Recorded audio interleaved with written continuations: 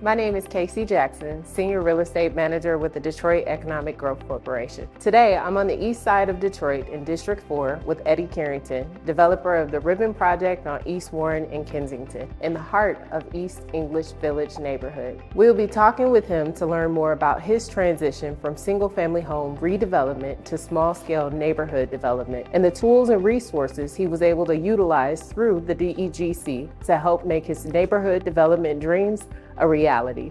My name's Edward Carrington. I am the founder and mayor of Flux City Development.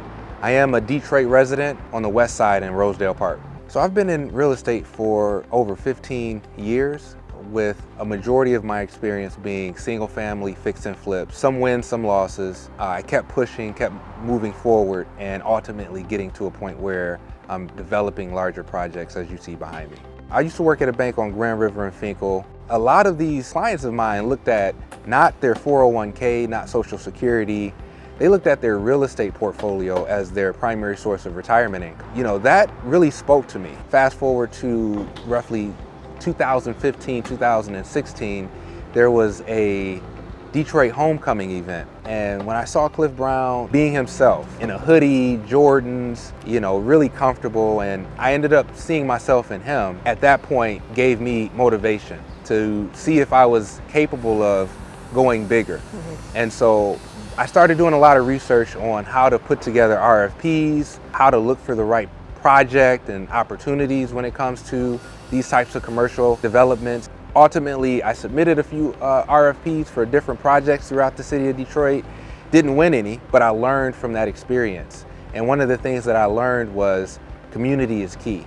We were lucky enough to, in 2020, partner with East Warren Development Corporation and host the initial farmers market right here in this parking lot.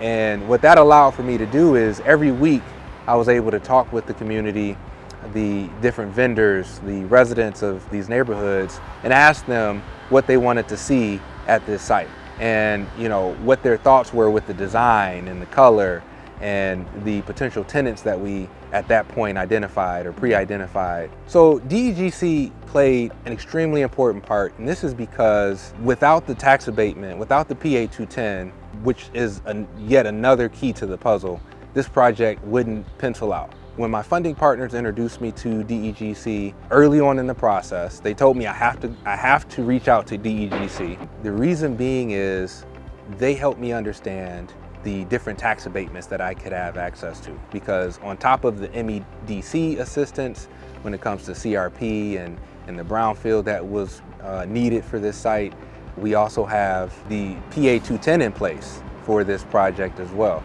But even before we had that PA 210 in place, there were a number of different ceremonies with City Council, with the community that DEGC prepped us for. And they spent a lot of time getting us to a point where we understood, specifically when we're talking with City Council, what we need to do in order to make sure that our project has the potential to be successful.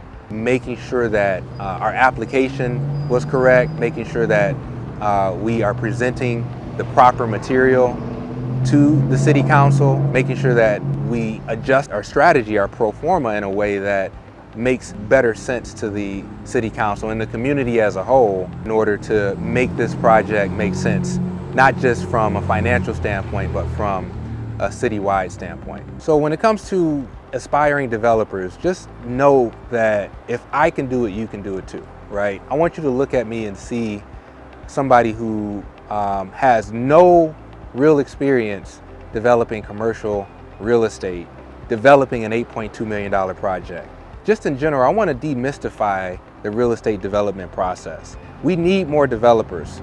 We need more diverse developers. We need more developers from the community with which they live within, in order for us to really fill our commercial wall with the right types of projects.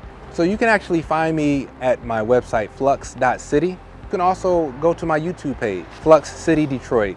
And this is where I share what's happening with this site, possible other sites that I have an idea redeveloping or concepts to redevelop. I'm really just hoping to motivate more developers of color to get into the game and try their hand at going bigger. Having no commercial development experience, Eddy successfully pulled together all of the critical and difficult pieces needed to finance a brand new, ground-up development in a Detroit neighborhood.